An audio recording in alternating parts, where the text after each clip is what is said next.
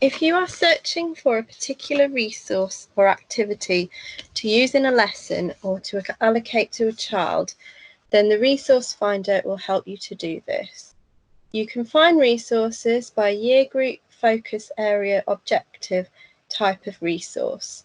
The Resource Finder works in a similar way to online shopping and is very intuitive and flexible, allowing you to filter search results to find out exactly what you need. To access the Resource Finder, click on Resources at the top of your screen and select Wordsmith.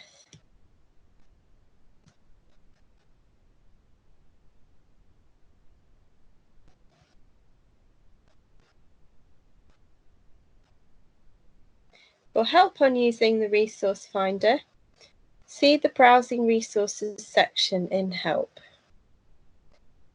To allocate and bookmark resources, click on the resource, click on Allocate, find your class or your group,